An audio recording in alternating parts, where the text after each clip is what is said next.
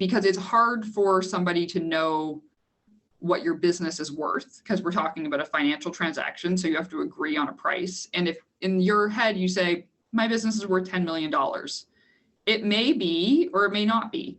And without some sort of financials to back it up so you can share those readily with a potential buyer, you're probably not going to get the price you want. Welcome to the Attraction Pros podcast, where we discuss the latest trends and challenges facing the attractions industry today. We chat with some of the top leaders in the field and provide resources that will help develop your career in this great industry. I am Josh Liebman. I am obsessed with the guest experience and helping attractions make that their top priority for success. And I'm Matt Heller. I am passionate about organizational effectiveness, leadership development, and employee engagement. Now sit upright, hold on tight, and get ready for the Attraction Pros podcast. Hey, Josh, how are you? Hey, Matt, I'm doing great. How are you? I am fantastic. Woohoo! Yes, got a question for you. All righty. Outside of a themed attraction, have you ever seen a whale? I have to think about that one. Have I ever seen a whale? I actually don't know if I have. I've seen dolphins in Florida. Yeah. Recently saw a whole bunch of seals in Cape Cod, which was awesome. Yeah. I don't know if I've ever seen a whale in the wild. Have you ever been? I have. On a whale watching tour, I happened to see one, but have also seen sea lions and dolphins and things like that. Actually, one time, my wife and I were kayaking, and a dolphin was like right next to us on the river in Florida. So that was pretty cool. But I'm asking because, sometimes when people go on whale watching tours, they don't see a whale. Even though it's called a whale watching tour? Imagine that. I know. But we're counting. The whales don't just show up. Don't right? they show up just like they do when you go to SeaWorld? You can count on them at 2:00, at 4:00 to show up. I just picture those old games where they have the things that go around in a circle and you got to shoot it as it comes up. Like they've got the whale on this big turntable thing that comes up. No, that's not how it works at all. Nor should it. We get to talk today to Trish Higgins, who operates a number of different boat tours and also is a partner of a company called Chenmark. She'll tell you where that name came from. And one of the things that they do are whale watching tours. And we talk a little bit about that. But moreover, we talk about the process of buying and selling businesses. We talk about kind of the emotional impact that has and sometimes the emotional toll that takes. And she's really got a lot of great advice for people who may be in the later years of owning a business and they're wondering sort of, what is my next step? Am I going to retire? Am I going to sell my business? She's got a lot of really great advice on that. Mm-hmm. Yeah, and this is just such a fascinating conversation. I mean, we get really deep in the weeds of what it's like for those transactions, and like you said, the emotional impact for people really turning over the keys to their baby, something that maybe they've built over the last 20 to 30 years, and the employees that are impacted by it, and really weaving their way into a new guest experience that perhaps they weren't familiar with prior to coming into the tourism industry. So their boat tours under the Chenmark parent company are Cap'n Fish's Cruises in Maine, as well as Buccaneer Pirate Cruises and Southern Star Dolphin Cruises, which are both in Destin, Florida. And we get to hear all about the boat tour business. And more, right? And so we get to hear about the boat tour business. Like we said, a little bit about buying and selling a business. And one of the things I think is really fascinating is, sometimes when you think about buying or selling, big businesses, you think of Shark Tank, you think of these, big transactions in office buildings and things. But Trish really talks about the emotional part of it. And how does this affect the owner that might be selling their business, and also the employees that are still there, and what that transaction looks like and the transformation that happens when there's a change of ownership. Exactly. So I'd say let's set sail. with this interview with Trish Higgins. Hey, Trish, welcome to the Traction Pros podcast. How you doing today? I'm doing very well. Thanks for having me here. Absolutely. So excited to chat with you today. Can you tell us a little bit about you and your background and what it is that you do? Sure. So the most important I like to tell everyone is that I am Canadian. So that's why I'm so nice. I sort of had a traditional sort of finance, I guess, training right out of college. And in 2015, I went into business with my husband and brother-in-law, which is, people either say like, that sounds amazing, or that sounds like the worst thing that I've ever heard. So thankfully for us, we enjoy working together. So it's been great. And our sort of idea was to buy smaller businesses from retiring owners, and to own those companies essentially as a family for the long term. And so we started a firm called Chenmark, which is a made up word. We bought our first company in September of 2015. It had nothing to do with tourism, entertainment, nothing to do with that space. It was a commercial landscaping and snowplow or snow removing business. So totally different. But we have built our company up over time, and look at all sorts of different businesses that we think we could just own for the long term, and feel comfortable in sort of the sort of steadiness of the business. And so that kind of led us into some boat tour businesses that were right in our backyard, because we're based up in Portland, Maine. And we sort of got introduced to the industry through that acquisition, which I ended up leading and have been running that business since 2020.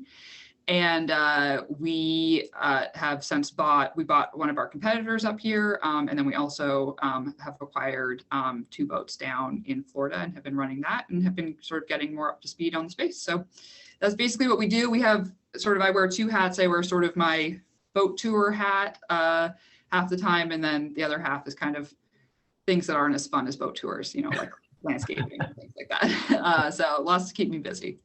Yeah, it's so fascinating. And I'd love to go back even just to the very beginning, when you and your husband and your brother-in-law really decided to start a business that buys businesses.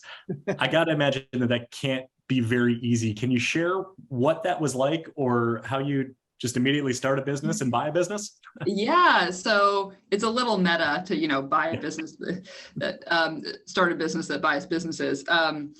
But we it kind of started off is that we had this sort of classic finance training. So we were like working in stuff in like the stock markets and the currency market. So nothing actually really to do with businesses or management at all. But we were feeling sort of dissatisfied. Like we didn't feel like we were having like a tangible impact on anything, and felt like we wanted to just do something a little different, a little more entrepreneurial kind of. We felt like we were making a lot of PowerPoint slides and like Excel models, but like, what did that actually mean? And so we started in through a couple different ways.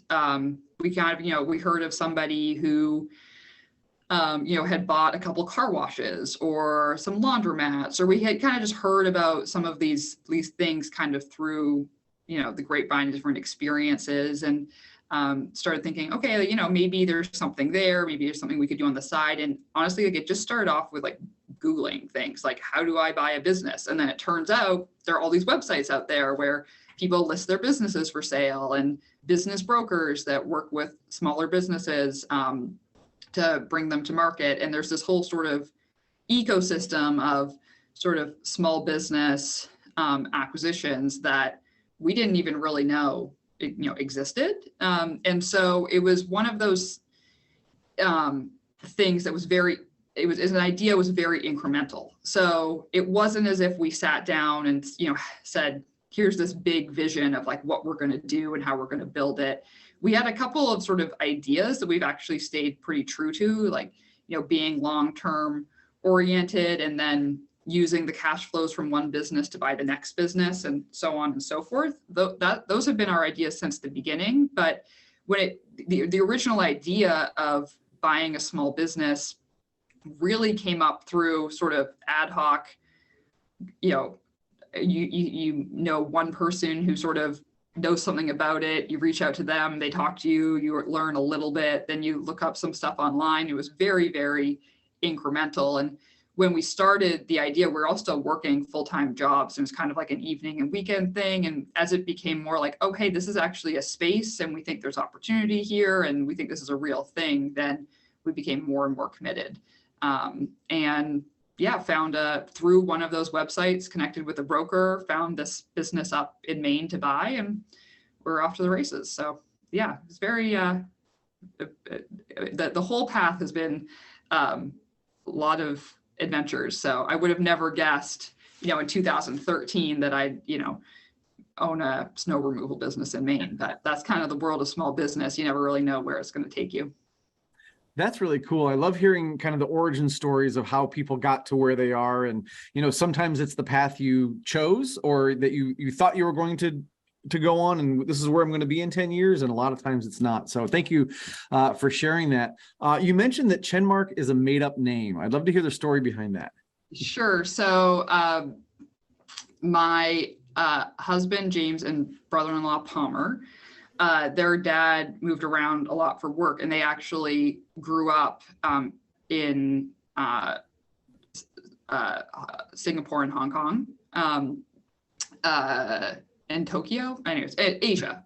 And so Palmer sort of, when he was sort of 3 or 4, sort of came of age, they were living in Tokyo. And the sort of phonics when you're hearing Japanese every day is like difficult to sort of match up with the English language. And so there were certain words that he didn't say properly for quite a long time. And so the way he pronounced question mark was Chenmark. And so it sort of became a like internal family joke of, Chenmark is a question mark and sort of signifies kind of, I don't know, going into the unknown or something, just kind of like a family joke. And so when we were thinking about starting the company, we don't want to be some sort of generic like Silver Spring or Babbling Brook or, like all of those sort of like generic financy names. So, Chenmark seemed as good as any, and just went with that. So it's named after a question mark. Yeah, it was really named after a speech impediment, which Palmer doesn't love, but. So you said that you had no initial intention of getting into the tour operating business. So can you talk about what that was like when you did acquire the first boat tour, and maybe the learning curve along the way of being, I would say, in the tourism industry now? Yeah. So, when it came up, it was certainly, I wouldn't say that we like thought we wouldn't get into it. I would just say we never even thought about it. Like, it wasn't even an industry that was on our radar. Like, clearly it's an industry, but for whatever reason, it just, it had never occurred to us as a space that might, be interesting to be involved with. And so when the opportunity in Maine came up, it was a local business broker who reached out, and, we said, this is interesting. And for us, it's about sort of buying things where we can feel comfortable about sort of the long-term demand will be there. And so the question was, this isn't some sort of business that has, annual recurring contracts or anything like that, but it's the sort of business where, you're essentially saying, do I think people are going to come to Maine year after year in the summertime, and are they going to want to go out in the water? And essentially, like, as long as people want to do that, this company will, continue to do what it can do. And it's never going to grow huge amounts, but it can be sort of a steady sort of long-term producer. And so that's sort of how we thought about it. And we felt comfortable with saying, yeah, you know what, I think people are going to come to Maine, year after year and go out in the water because that's enjoyable. And so that's kind of the sort of how we got comfortable with it. Of course, that thesis of course, everyone's going to come to Maine in the summer and go out in the water. Approximately 1 week after we bought the business, COVID hit, and turns out not everyone's coming to Maine to go out in the water. And so, the Maine boat tour business is highly seasonal. obviously. I mean, I'm sure it's really nice out there in February, but not everybody agrees with me. And so we open up in mid-May and we close down in mid-October. So next week will be our last week of the season. And really it's, July and August is, the sprint of our season. And when I acquired the business, there really, there's a couple employees and, some slow amount of emails and phone calls and sort of set up to do, but it was actually kind of nice because, I had a fair amount of time to get up to speed on, I didn't know really anything. And so it was kind of a luxury to have that time to kind of get to know people and get up to speed. And then we had a delayed opening because of COVID restrictions. So we opened about a month late and we had passenger limits. So we have two boats, or had two boats at the time, 149 passengers, and state of Maine, we had a 50-person limit on each boat. And so, at the time, obviously from a financial perspective, that's not great, but our focus sort of immediately came to, one, how do we not, or try our best not to lose money in this environment?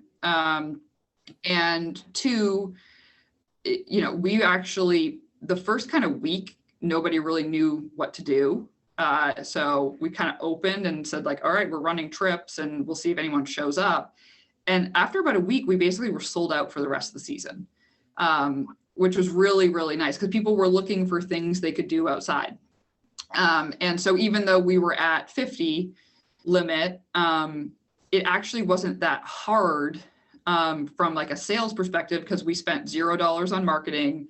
People just came to us and we didn't really have to do sort of the blocking and tackling of getting people, in the door, like you might have to do in a different environment. So that was, the first season, at the time was stressful. Also, every week there was a different COVID regulation checklist and we had to be sanitizing everything. And, all those things were clearly a stressor, and the uncertainty wasn't, contributing to, positively. But in retrospect, kind of that first season was way fewer passengers, shorter season, and also a new environment for me and our team to go through altogether. So in retrospect, it brought us a lot closer, faster, because we had to go through this thing together. And,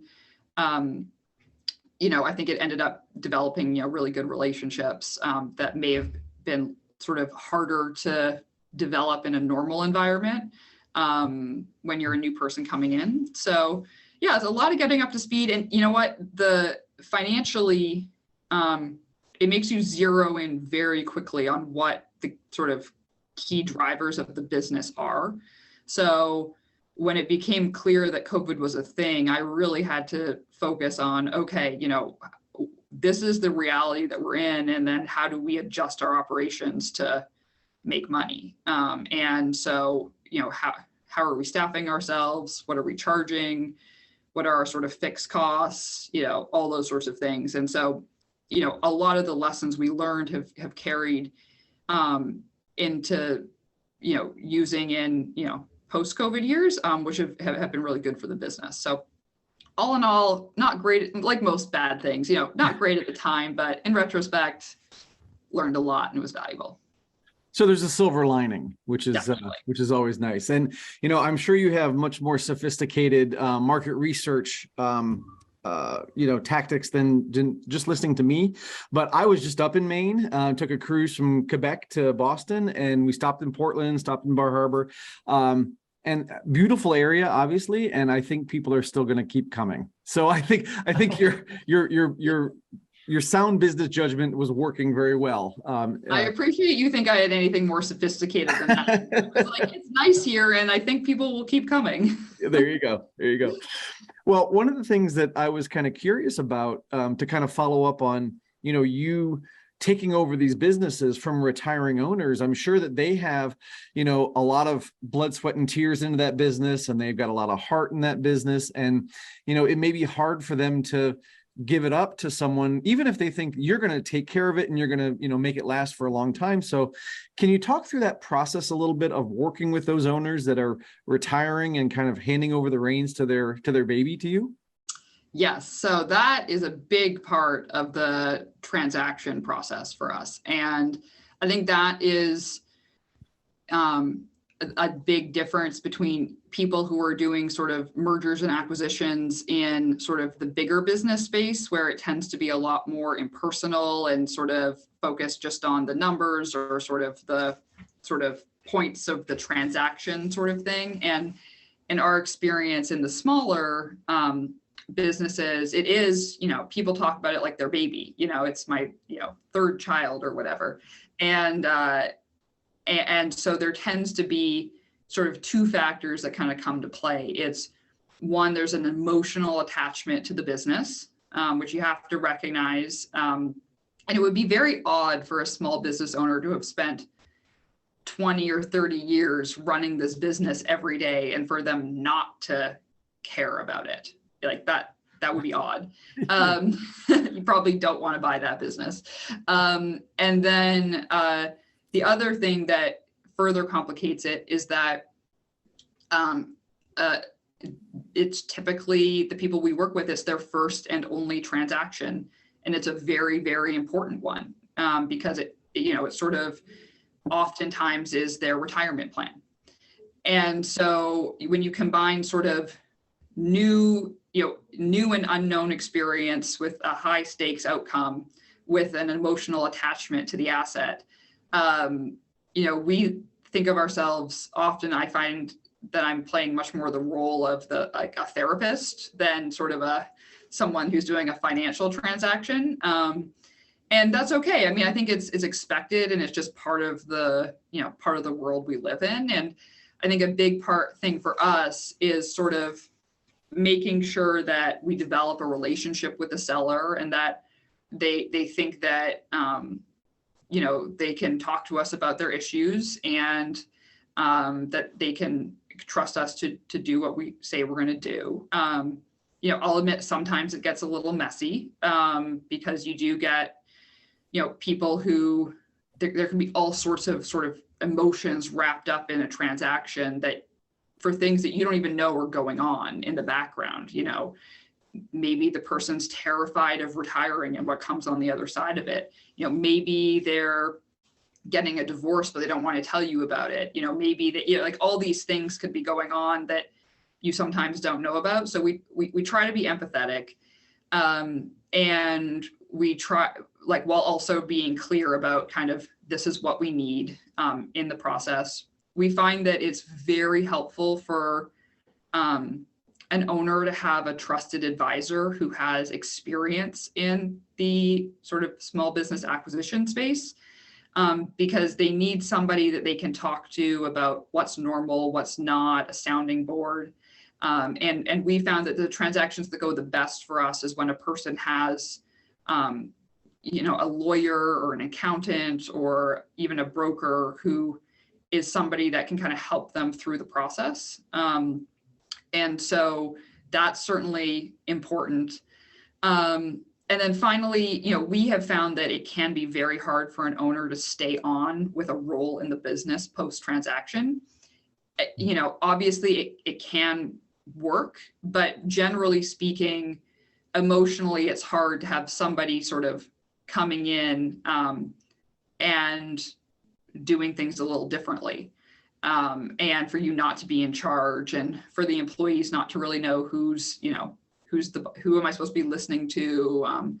It can just be really hard. And so we found that it's best for everybody, generally speaking, that when we're working with retiring owners that we, say, hey, we want maybe to keep you on for a period of time to help a transition and to help,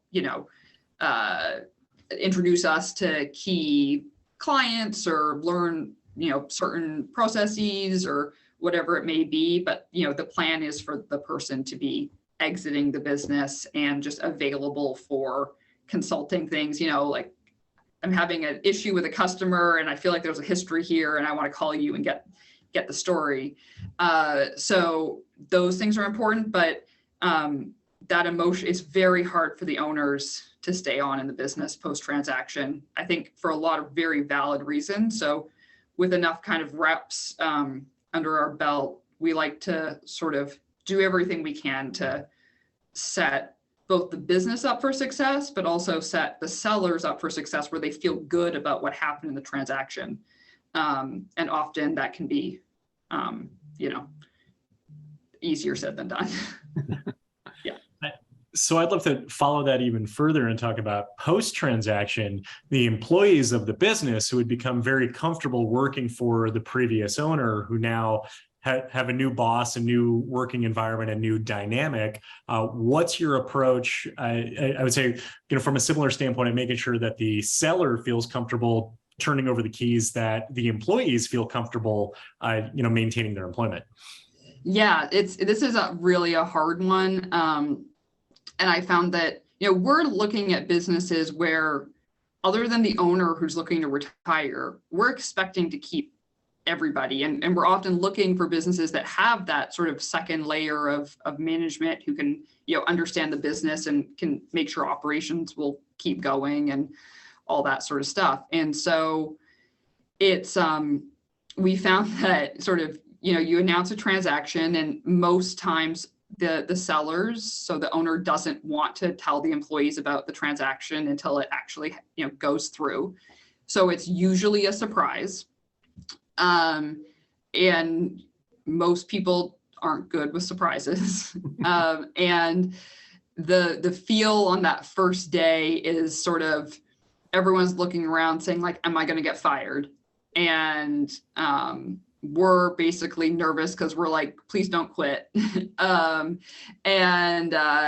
it's awkward. Sort of the post-transaction sort of introduction to employees is an awkward experience. And so I've just sort of embraced that, because the reality is they don't know you, and the only way that they're going to get to know you and trust you is by you sort of showing up and doing things the right way, like every day for a period of time, and you can't rush that. And so we usually just come in and say, hey, this is what, we're trying to do. And one big thing that we found works well is we have noticed that after a transaction happens and you have a new boss, all of a sudden everybody's underpaid and needs a raise. It happens pretty much like clockwork on every transaction we've ever done. So, it kind of transaction closes, the leader then kind of group meeting, and then maybe spends a week sitting down with everybody individually, talking to them about what they think is going well, what they think could be improved, all those things. And typically in those conversations, everybody says, like, I was supposed to get a raise, whatever, last year and I didn't get one, or whatever it might be. And so we like to, something we found that goes well is to just sort of be upfront with everyone, just say, listen, I'm new to the business and I'm not making any decisions on compensation for, pick a time frame, 90 days, and just to buy yourself a little bit of time, because it's entirely possible that somebody is underpaid and they should be getting a raise. And it's also possible that they're not. And in your first week, you have no way of knowing that. And so I think that we found that it can work really well, both for us and the employees, if we just set expectations on, this is how this is going to go. And I'm not going to make any major decisions on compensation or strategy or pricing or whatever. I'm just going to spend time getting up to speed in the business. And then this is the important part. After 90 days, I'm going to sit down with you and I'm going to tell you about, what the next steps are. And so the whole thing is more of an art than a science. I think it involves a fair amount of EQ to get through. I think we certainly aren't perfect at it. In every situation, there's always something I do that I regret. And I'm like, that really didn't go well for me. But hopefully we're getting a little bit better after each transaction we do. And but the employee thing, it's very natural for people to be concerned with a new owner coming in. And so we try to have empathy for that, and then just sort of, focus on moving forward and go from there. Yeah. Trish, I'm wondering if we can look at this from the potential seller's point of view just for a second, right? You've got somebody that, maybe they have a family entertainment center or a tour business, and they're thinking, my exit strategy maybe is 5 or 10 years down the road or whatever. They don't even know, am I going to retire? What am I going to do? I've built this business. What could they or should they be doing to kind of prepare for the eventuality, especially if they're not going to close the business, but if they want it to continue? Like, what are some of those things they can kind of be thinking of to prepare for that transaction? Yeah, so that's really important. I've actually done a couple of talks at conferences about this, because in my own sort of very selfish, it's not so much, come tell me you want to sell your business right now. It's more, hey, you might want to sell in 5 years. So here's some things you should start doing now so that you set yourself up for success. I'd say the first and most important thing is having what I would call clean financial statements. And by clean financial statements, I mean financial statements that, a third party that doesn't really know your business could look at and understand what's going on. It's not that difficult to do if you are willing to work with an accountant or somebody like that to help. It's basically just categorizing things in the right way. And because it's hard for somebody to know what your business is worth, because we're talking about a financial transaction, so you have to agree on a price. And if in your head you say, my business is worth $10 million, it may be or it may not be. And without some sort of financials to back it up so you can share those readily with a potential buyer, you're probably not going to get the price you want. And so things that I see a lot are personal expenses being run through the business, which pretty much every small business owner does. I get it. And there's sort of a gray sort of area here where everyone's running some level of personal expenses through the business. But if you're running egregious amounts of personal expenses through, then it starts to feel a little icky. And it's kind of like, if you're getting the advantage of not paying taxes essentially while you're running the business, like that's your prerogative, you do whatever you want to do, but you're probably not going to get the full value for your business when you go to sell, because you can't have it both ways. Mm-hmm. So probably time to start cleaning that up a bit, or at the very least having very good documentation so you can substantiate those claims. And then the second one is cash transactions. So I sometimes will look at a business and they'll say, their tax returns will say, I'll just make it up, they make $2 million of revenue, let's say, based on their tax returns. And they're like, well, we actually make 2.2 million of revenue, but 200,000 of it is just in cash. And we just kind of keep it off the books. And that's very common, especially in boat tours and, stuff where cash changes hands, especially if there's a bar, things like that. And that may may be true. But a potential buyer just has no idea whether it is true or it's not true. And so they can't pay you for it because they just, maybe it's $400,000 of cash sales, or maybe it's none. And so how do you put a price on that? And there's uncertainty. So a buyer's just going to sort of discount that. And so I'd say making sure that you are recording your cash transactions so that you actually can get paid for it. Those are like the two things on the financial side of things. So 3, clean financials, which includes keeping track of personal expenses so you can at least substantiate them. And then having a tracking cash sales. So essentially, both of those could be categorized as paying taxes. So sorry. And then the second sort of non-financial piece of it is going to be, is there anybody else in your business that knows what's going on?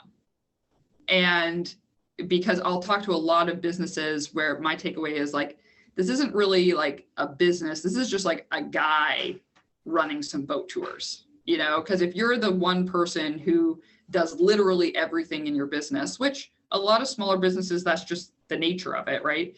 But if you're the only person and you're leaving because you want to retire, then the buyer isn't really buying a business, like, because there's not really much there.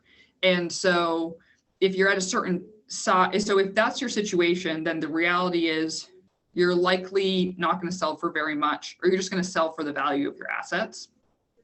And if you're a little bit bigger and that's what you're doing, then you need to start thinking, probably at minimum 3 years out, how do I hire in some other people who can start to, you know, develop expertise in this, so that if I can, you know, it's not like they have to do everything, but there has to be some other people in the business who can basically help a new buyer get up to speed. So those are the big things that I tell people. If you're thinking about buying 5 years out, these are the things you should be thinking about now. That's really good advice. Thank you so much for sharing all that. Would love to switch gears just a little bit and kind of talk about things from the lens of the guest experience, and particularly in that you came into this industry, you know, you owned the landscaping company before that, and the finance background before that. Would love to know, as far as maybe some lessons that you've picked up along the way from a hospitality or customer service or guest experience standpoint that perhaps you didn't know before, but are now very much woven into the culture of your operations. Sure. When I was in high school, I was a receptionist at a spa, and I feel like that was the best corollary to the current experience. But I think, you know, for the boat tours, we're dealing with everybody who's on vacation. And sometimes vacation brings out the best of people, but sometimes it brings out the worst of people, especially when it's like hot and you've got your 3 sticky kids in the back of the car and you're late and you can't find parking, for example.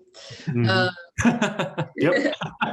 And so I think the customer experience, you know, the biggest thing I've learned is that's helped us is, you know, how do you will inevitably, no matter what you do, and I think it's fascinating because we can have the same tour and one person can think it's amazing and one person can think that you're the devil because you made them go through it, you know? And so one is making sure that emotionally you're not overreacting to the negatives, because I think that when I first got in, I had a little bit of like a sort of like a whipsaw kind of, you know, like you're like, oh, this person, like, you know, said this thing and they were really angry. And so like, we need to do something about that. And then like that person said that, and you're kind of like running around, sort of responding in a reactionary way to people who like have complaints. And, you know, human nature is that you tend to discount the good stuff and, you know, overthink the bad stuff. And I think I realized, I got some feedback from a teammate because I kept being like, oh, like maybe we should like do this or, you know, and it was sort of like, no, like what we need is like, these are our procedure, like these are our sort of guidelines and our policies, and we've thought through them, and like we're going to stick to what the policies are. And, you know, broadly speaking, like we're not going to change our policies just because one person had a bad experience. We're going to give it time to play out. And if it's something that happens over and over and over again and is something we can change, then we'll think about it, but not sort of reacting to just like the one really, really angry customer. Because I've looked at it, I know how many people go on our trips, and then I know how many people give reviews. And I don't remember the numbers off the top of my head, but it's like 5% of people who go on our trips give reviews. Like, I don't know, something like that. And then so then like of the people who give us negative reviews of all of our reviews is like, you know, a very small percentage of our overall reviews. And so then it's sort of like, am I really going to create policies based on what 0.5% of our customers think, or at least think strongly enough to put into words? Like, you know, kind of calibrating policies and as well as sort of emotional bandwidth to negative reviews, and kind of trying to create more of like a systems thinking approach to the customer experience, I think is something I definitely learned in that first year. And I think we've been much better at it. It's much better for all of our guest services team when they're like, no, like these are our policies, and we're not just, well, this person was really, really angry, so we're going to do something completely different for them than we did for like that nice couple from Nebraska, And so I think that's been one of the biggest sort of customer experiences, sort of learnings that I've had since we bought the company. So Trish, I'd love to dive into one specific area, because it actually happened when my friends and I were on this cruise, and some took a whale watching tour and didn't see any whales, right? So none of them were really disappointed or anything. It was a nice boat ride. But I'm curious, like, you are counting on nature to create this spectacle for people, and if they don't do it, it's just a nice boat ride. So is that one of those situations where some people will come back and say, nice boat ride, and some people are like, I want my money back? So I'm just curious, like, how you handle some of those situations. Yes. So that definitely happens. And it's really hard because it's like, if the whales are there, we're going to find them. But if they're not there, they're not there. And they're migratory. So like, we're going to see humpbacks when they're swimming north, and then we're going to see them when they're swimming back, but we're not going to see them in the middle. We're going to see other types of whales, unless they're also migrating. And so it is hard. And it's also, we have really good data on where we see whales and whens and what time, all that sort of stuff. And as far as we can tell, it's pretty, like, generally speaking, it's random. Like, sometimes September's really good, sometimes it's not. Sometimes, so there's no like, what's a good time for seeing humpbacks? Because it's like, kind of depends on when they decide to come south. And so, which has a lot of factors that go into that. So, we try to be transparent. We don't guarantee seeing a whale. Do people read that? Like, no, obviously not. And so, and then it is certainly our experience where you go out, you don't see a whale. Half the people are like, that was a great boat ride. Like, too bad, but like, whatever. I had a beer on a boat and rode around for a couple hours, and like, that was great. And then some people are super angry, right? So we offer standby tickets. So basically a ticket to come back and go on a whale watching trip, or one of our other, any of our other trips, essentially. As the whale watch, well, any of our trips of equal or lesser value, which is essentially pretty much all of our other trips. And again, some people are like, this is incredible. I can't believe you do this. Like, amazing. You're the best company in the world, right? And then some other people who tend to speak a little louder are like, I'm from whatever, Texas, and I'm never coming back to this state. And like, this is useless. And like, I hate you.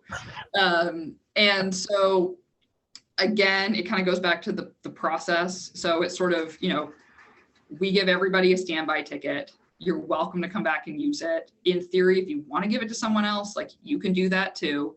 And, we're sorry if you live somewhere else. When people call us on the phone, one thing we've instructed people to do is say, if you're going to be here in town for a couple of days, we recommend doing the whale watch on the first day. Because then if you don't see a whale, then you have an opportunity to go the next day or go on a different trip for free, or all those sorts of things. And so we try, but again, it kind of is an inevitability that like, there will be trips where we don't see whales, and like, there will be upset customers. And so I think when it goes to, honestly, like, people aren't really calling and yelling at me, right? They're walking up to the ticket booth at the end of, and unless I'm in it, which I'm not as much now as I was, before, they're yelling at that person. So like, that person is the person I feel really bad for. And that's the person who, is going to say, well, I can get you on a trip tomorrow, or, whatever it might be. But that it's a hard one, but at least we've realized that we're proud of what we do, and try to be, consistent with how we treat customers. Because it was interesting, because some of our people get really upset when we provide exceptions, because they're sort of like, they felt that it was wrong to give the person who yells the loudest the refund, because they said, like, that's not fair to all the other people who had the same experience, and maybe you're disappointed, but they're just not as extroverted or mean about it. And so I thought that was interesting feedback I never really thought of. But that's why we try to talk about now is sort of, you have an angry customer for not seeing a whale or something, if you give them a refund, it's not fair to all the other people who, didn't even ask for one if they wanted it. So I don't know. It's hard though. Yeah. It's hard. It grinds on people for sure. No, 100%. Yeah. Especially for the staff member who's getting yelled at, that if they see that, oh, there was actually recovery implemented for that can sting for that staff member. I've seen that happen many times, and it can be really hard to disassociate from the emotion from the actual circumstance. And in some cases, that recovery, sometimes it just gets the guests to be quiet and everyone actually wins from it, right? Yeah. And I love that recovery that you put in place for it, because with that standby ticket, the boat's going to go out, whether it's full or it's empty. May as well fill the seat, try to get some ancillary, bar revenue on it or things like that. And for the guest, hopefully they feel I get a free tour out of this. And it was because I spoke up. It was genuine, regardless of their tone, whatever it was. And the business showed that commitment to want to make it right to me. And so it hopefully gets them to come back and hopefully turns into that positive review online. We only have a few minutes left. This is just absolutely flown by here, but would love to know, what's the best part of what you get to do every day? Ooh, well, there's two. I'll sort of cheat. There's two. One is I love that my days are highly varied. So I think that anybody who's working in a small business setting, it's not like you're just like sitting in some like fancy corner office, like, kind of looking at reports all day or anything like that. I think I get to do a really wide variety of things, which I find interesting. I like that. So I like, maybe there's a little bit of financial analysis we have to do, but then we have to deal with an employee issue. And then let's think about how we might do training a little different. And then there's a 1-star review of someone who hates us, and got to think about, okay, how do we respond, and how do we, and then I always like to look at the reviews as is what they're saying. Is there anything in here that is feedback on something that's serious that we need to pay attention to, things like that. So highly varied. I love that. The second part is that kind of related to the varied is that I just get to meet a lot of just interesting people from all sorts of backgrounds and interests and all sorts of stuff. So I kind of love what we call internally the texture of our lives, in terms of just meeting, gotten to meet a bunch of captains, I got to meet a bunch of naturalists, I, have no background in marine biology and have met some people who just know, incredible amounts about, whales and birds and seal, all this sort of stuff. And that's incredible to me. And so being able to just meet a lot of different types of people and be inspired by them is very cool. Very cool. So Trish, I just have to ask, because now you're in the tourism business, right? When you go maybe on vacation with your family and things like that, do you look at tourism a little differently now? Definitely.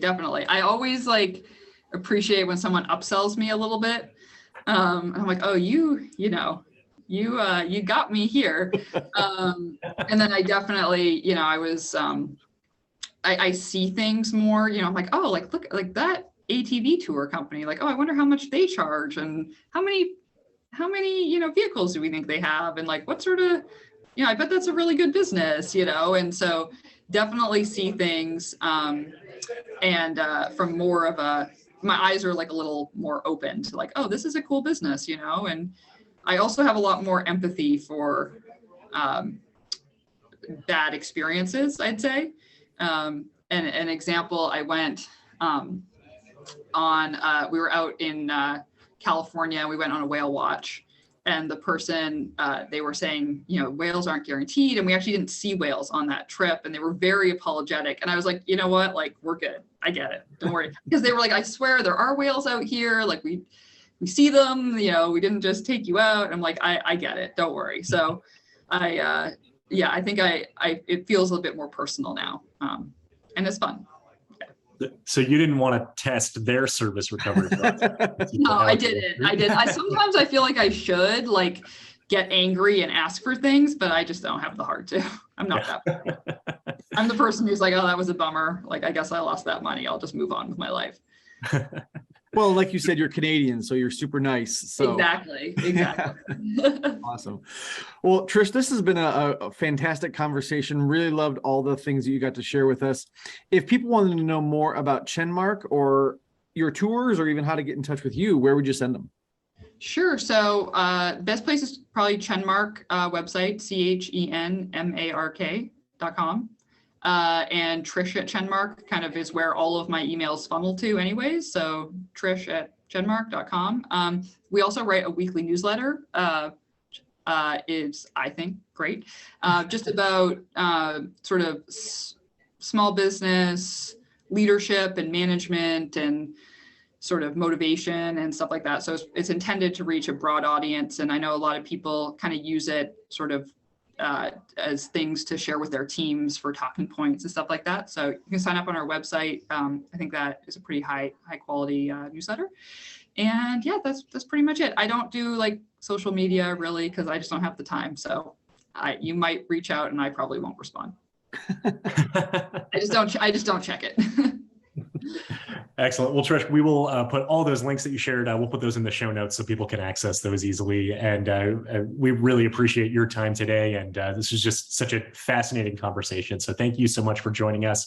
And for everyone out there who's watching and listening, just remember, we are all attraction pros. Thanks for listening to the Attraction Pros podcast. Make sure to subscribe so you can tune in when new episodes release. And even better, please leave us a review on iTunes. For more information, visit attractionpros.com.